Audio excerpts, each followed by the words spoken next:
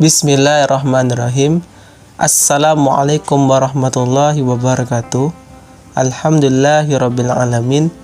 Bertemu lagi dengan saya admin di dalam channel Kenyataan Hidup 22.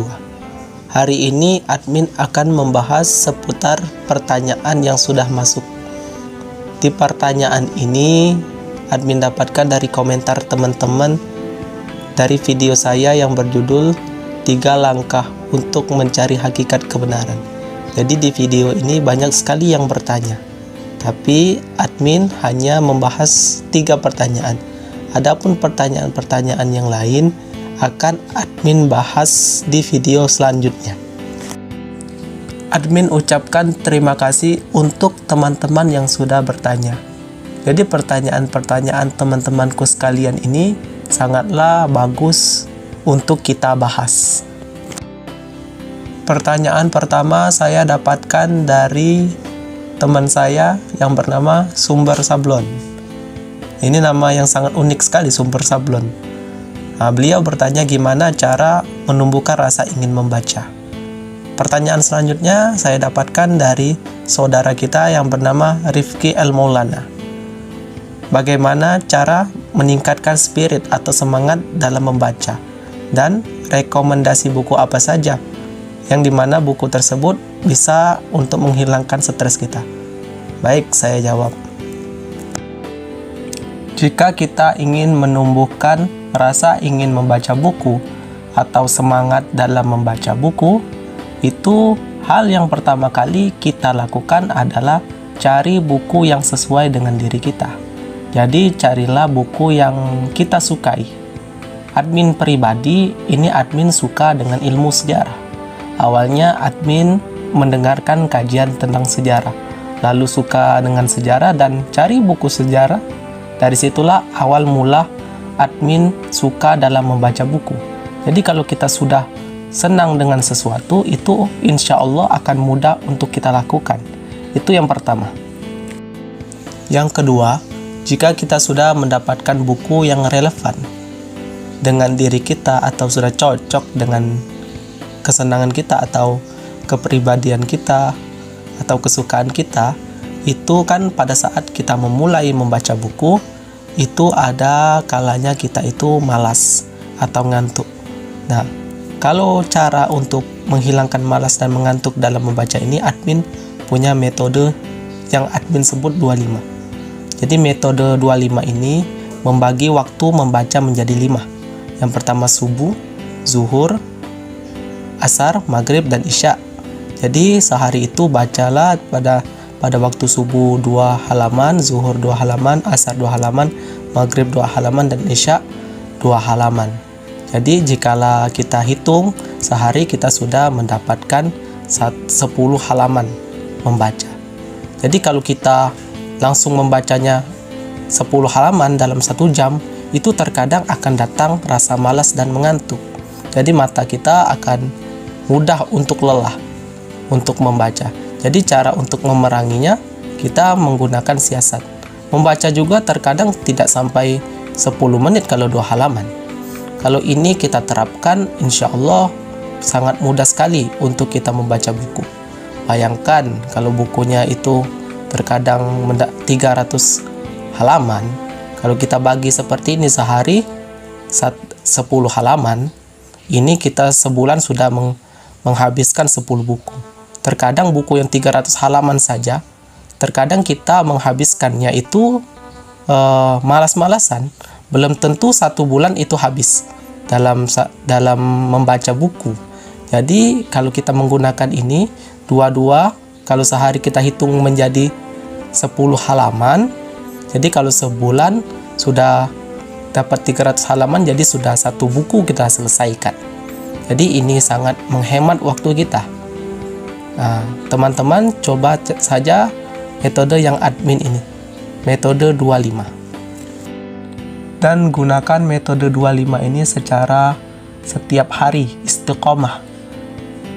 Ada yang bertanya, Min, saya suka baca buku sehari 25 halaman, bagus. Tapi pertanyaannya konsisten atau tidak? Besok apakah membaca lagi atau tidak? Terkadang kalau kita langsung membaca atau kita khususkan waktu kita 1 jam dalam membaca, itu terkadang ada rasa bosan di dalam diri kita, rasa ngantuk. Nah, rasa ngantuk ini yang membuat kita tidak konsisten dalam membaca buku. Akhirnya kita malas lagi. Nah, bagaimana cara memeranginya? Yang admin sebutkan tadi, gunakan metode 25. Insya Allah metode ini tidak berat untuk teman-teman sekalian. Insya Allah metode ini akan membuat kita istiqomah dalam membaca buku. Jadi hendaknya kita itu membaca buku itu 1 bulan atau dapat 1 buku untuk menghabiskan waktu kita. Atau juga beberapa buku bagus. Jadi banyak membaca ini akan memberikan otak kita asupan makan. Jadi bukan cuman raga badan kita, jasad kita saja yang butuh makan, tapi otak kita itu butuh diberi makan. Bagaimana cara memberi makannya? Ya banyak-banyak membaca buku. Dan rekomendasi buku untuk menghilangkan stres. Sebenarnya membaca itu memang akan menghilangkan stres yang ada di dalam diri kita. Jadi menurut admin di sini, semua buku itu bisa menghilangkan stres yang ada di dalam diri kita. Tinggal kita cari buku yang sesuai atau relevan di dalam diri kita. Tapi admin menyarankan lebih baik membaca buku sejarah. Karena sejarah ini terkadang banyak sekali yang kita pelajari, seperti kesalahan-kesalahan orang terdahulu, sehingga kita mendapatkan sebuah pembelajaran atau pengalaman supaya kita tidak melakukan hal yang sama. Di dalam sejarah ini banyak sekali yang bisa kita pelajari. Itu kalau menurut admin. Tapi tergantung dari kita sendiri. Karena pada dasarnya manusia itu berbeda-beda. Ada yang suka dengan masak, ya mungkin baca buku masak, atau membaca buku filsafat, membaca buku psikologi, kejiwaan. Itu tergantung yang ada di dalam diri kita sendiri. Dan pertanyaan terakhir datang dari saudara kita yang bernama Mas Kadir. Mas Kadir ini adalah seorang yang pelupa. Jadi dengan kita membaca, apakah bisa meningkatkan ingatan kita? Perlu diingat bahwasannya alasan manusia lupa itu di dalam otak kita itu memiliki sistem ingatan jangka panjang dan jangka pendek. Nah, alasan kita lupa itu otak kita itu tidak mengingat memori di jangka panjang, sehingga kita mampu lupa, mudah untuk lupa. Kenapa demikian? Karena terkadang kita itu tidak fokus dalam melakukan sebuah pekerjaan, sehingga itulah yang menyebabkan kita lupa. Dan hendaknya hindari untuk melakukan sebuah pekerjaan ganda. Hendaknya kita selesaikan sebuah pekerjaan dulu, lalu berpindah ke pekerjaan yang lain. Kalau kita sekaligus, itu akan membuat kita lupa, karena memori kita itu tidak disimpan ke dalam memori jangka panjang. Dan dengan membaca ini, itu akan meningkatkan fokus yang ada di dalam diri kita. Nah, fokus inilah yang membuat kinerja otak itu akan menjadi baik dan membuat ingatan kita menjadi baik.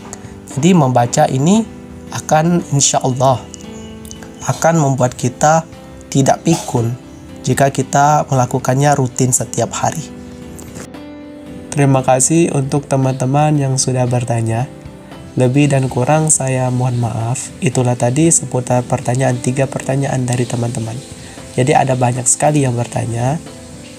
Mohon teman-teman untuk sabar ya. Insya Allah admin akan buatkan videonya.